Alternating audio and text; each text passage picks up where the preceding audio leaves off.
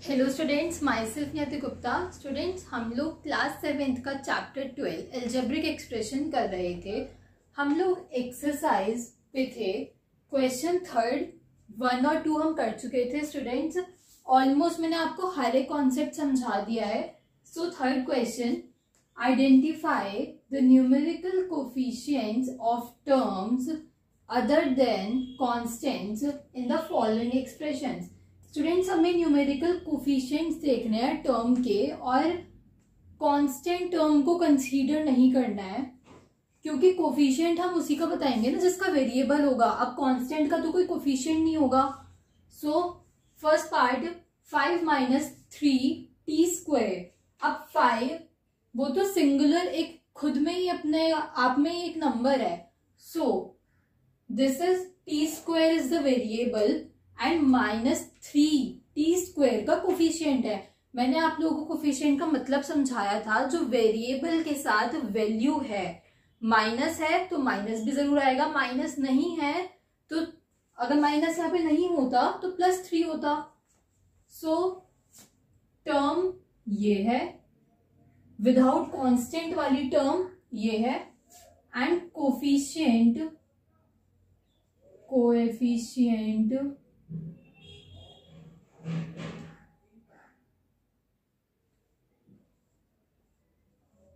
of t² is -3।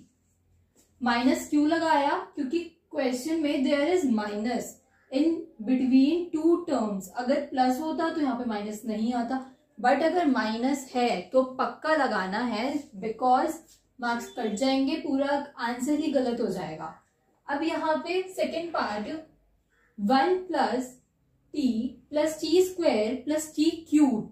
अब इसमें बस यही वाली टर्म है जो कांस्टेंट है, बाकी तीनों में वेरिएबल है। सो अब इसके जो कोफिशिएंट है वो 1 1 1। अगर कोई चीज नहीं है तो हम इसको ऐसे भी लिख सकते हैं ना भाई, 1 × t, 1 × t², 1 × t³। सो 1। Now third part x + 2xy + 3y। इसमें कोई भी कांस्टेंट टर्म नहीं है, सारी वेरिएबल वाली टर्म्स हैं। सो टर्म्स को अलग अलग करके लिख लिया। Now here is the coefficient 1 2 3। अब ये स्टूडेंट्स ये है coefficient of x, coefficient of xy, and this is the coefficient of y। यहाँ पे भी अगर ऐसे पर्टिकुलर करके पूछ लिया जाए कि इसमें हमें सबका कोफिशिएंट नहीं बताना, ओनली t² का कोफिशिएंट बताना है, तो हम सिर्फ ये वाली टर्म कंसीडर करेंगे t², और उसका कोएफिशिएंट क्या होगा 1। Clear students? यहाँ पे पर्टिकुलर करके भी पूछा जा सकता है, बट इस क्वेश्चन में कांस्टेंट को हटा के, ऑब्वियसली कांस्टेंट का कोई वेरिएबल नहीं होता। सो जो वेरिएबल टर्म्स है उन सबका कोएफिशिएंट पूछा है, इस वजह से हम सबका कर रहे हैं। बट क्वेश्चन इस तरीके से भी वेरी कर सकता है कि किसी पर्टिकुलर चीज का उठा के कोएफिशिएंट पूछ लिया गया हो, जैसे हमने पिछली क्लास में भी देखा था, कोएफिशिएंट ऑफ x और y पूछ लिया था। सो यहाँ पे fourth question, fourth part 100m + 1000n। अब दोनों में ही वेरिएबल है 100m और 1000n। अब इसमें m है कोएफिशिएंट, इसमें n है, सॉरी ये तो वेरिएबल्स हैं। इसमें कोएफिशिएंट 100 है और इसमें 1000 है। Got it? Now fifth part -p² q² + 7pq। दोनों ही टर्म्स वेरिएबल्स वाली है, तो दोनों में ही कोएफिशिएंट्स होंगे। टर्म्स को अलग अलग करके लिखेंगे हम लोग पहले। अब इसका कोएफिशिएंट लिखेंगे। इसका कोएफिशिएंट क्या होगा स्टूडेंट्स? कोई भी नंबर नहीं है आगे, मीन्स 1, और अगर माइनस लगा हुआ है दैट मीन्स -1। नाउ यहाँ पे ये तो इजी है, 7। Six part 1.2 a plus 0.8 b। Terms अलग अलग लिख लीजिए। Now 1.2 and 0.8। यहाँ पे तो डायरेक्ट है, एक ही कोएफिशिएंट, एक ही टर्म है और इसका कोएफिशिएंट ये है 8 पार्ट।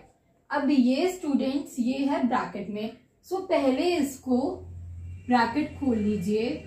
2l प्लस 2b, सो 2l 2b।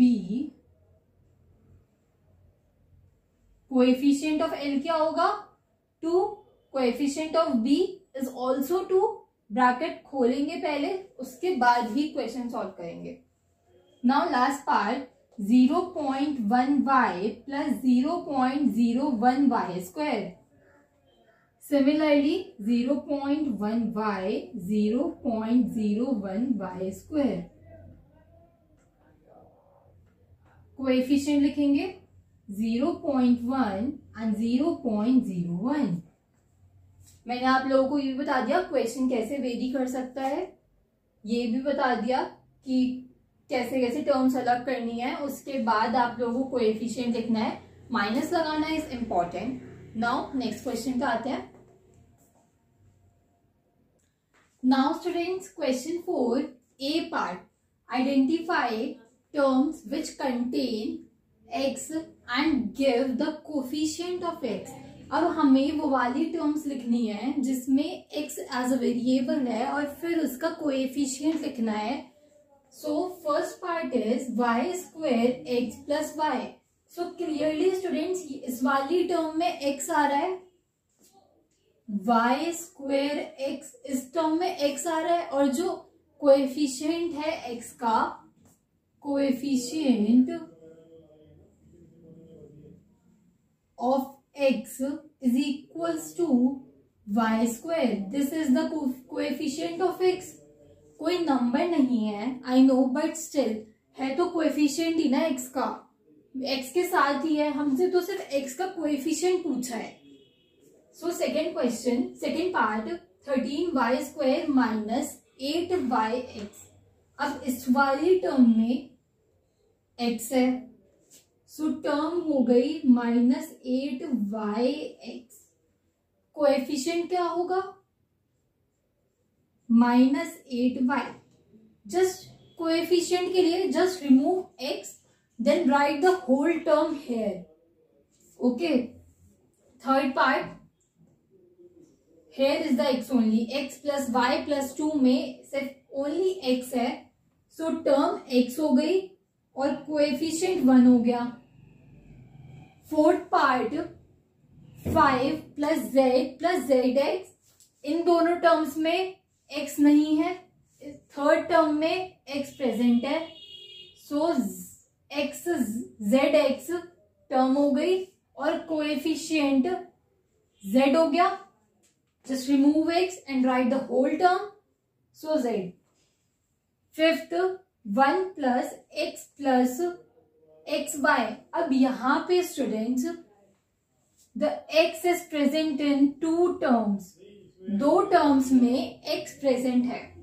First term x, second term x y. Now इनका कोएफिशिएंट, इसका 1 और इसका y। Six part, 12x y square plus 25। यहां पे x नहीं है, x के साथ बस एक ही टर्म है, फर्स्ट वाली, so we will write that. Now coefficient जो होगा वो 12y स्क्वायर होगा, just remove x। Seven part, here 2 there is both terms contain x, तो हम दोनों टर्म्स को लिखेंगे, साथ में उसका कोएफिशिएंट लिखेंगे। First is 7x, second is x y square. First का कोएफिशिएंट 7, सेकेंड का y स्क्वायर। Clear students? मैंने जो आप लोगों को बताया था कि क्वेश्चन कैसे वेरी कर सकता है, तो ये आपने क्वेश्चन जो वेरी हुआ है वो भी देख लिया कि हमें जैसे वेरिएबल तो ये भी है, ये दोनों भी वेरिएबल है, बट क्वेश्चन में स्पेसिफाई कर दिया गया है कि हमें सिर्फ एक्स वाली टर्म लिखनी है और कोएफिशिएंट भी सिर्फ एक्स का ही लिखना है। तो यहाँ पे एक पर्टिकुलर वेरिएबल मेंशन कर दिया गया ना। वैसे ही मैं आपको फर्स्ट क्वेश्चन में समझा रही थी कि हम यहाँ पे सबका वेरिएबल, सबका टर्म अलग अलग लिख के उसके कोएफिशिएंट इस वजह से लिख रहे हैं क्योंकि क्वेश्चन में कोई पर्टिकुलर वेरिएबल मेंशन नहीं है, but here x is mentioned in a particular variable. तो हम यहाँ पे सारी टर्म्स नहीं लिखेंगे, जिस टर्म में एक्स प्रेजेंट होगा बस हम वही वाली टर्म लिखेंगे। अब हमारे लिए क्राइटेरिया हो चुका है कि भाई एक्स के अलावा हमें कोई टर्म और लेनी ही नहीं है। नाउ इसका बी पार्ट करते हैं। Now students, B part question is same but variable change हो गया है। अब हमें वाई स्क्वेयर वाली टर्म देखनी है और वाई स्क्वेयर का ही कोएफिशिएंट लिखना है।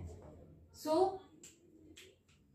First part 8 minus x y square minus x y square, this is the term which contains y x square. Coefficient क्या होगा? Minus x. Remove y square and write the whole term. Second part, 5y square plus 7x. Now 5y square is the term and 5 is the coefficient. I hope this is easy. कराने की जरूरत भी नहीं होनी चाहिए, अब तो बहुत सारे पार्ट्स करा दिए, but still for your convenience, last part 2x square y minus 15xy square plus 7y square. Now students, here y square, here two terms containing y square, तो हमें दोनों terms लिखनी पड़ेंगी। First term is minus 15xy square, second is 7y square. अब भाई इसका coefficient क्या होगा? Just remove this and write the coefficient. So minus 15x and second one is 7. Clear students? I hope आप लोगों को क्लियर होगा। और बाय चांस अगर कोई भी मेरे से थोड़ी सी भी पढ़ाने में कोई दिक्कत है तो आप लोग कमेंट सेक्शन में मैसेज करिए, मैं आप लोगों को पूरी कोशिश करूंगी कि अच्छे से समझाऊं। Thank you. अब हम आगे का नेक्स्ट वीडियो में कंटिन्यू करेंगे एंड आई होप आप लोगों को समझ में आया होगा। क्वेश्चन से और भी ज्यादा क्लियर हुआ होगा कि वेरिएबल क्या होता है, किस टाइप के क्वेश्चंस आते हैं, कोएफिशिएंट क्या होता है and the value of minus you have to write, क्योंकि अगर माइनस नहीं लिखा तो बहुत ज्यादा प्रॉब्लम हो जाएगी, पूरा आंसर ही गलत हो जाएगा। और usually students, me as a student too, मैं भी करती थी, माइनस लगाना भूल जाती थी, but don't forget to write minus. Okay, so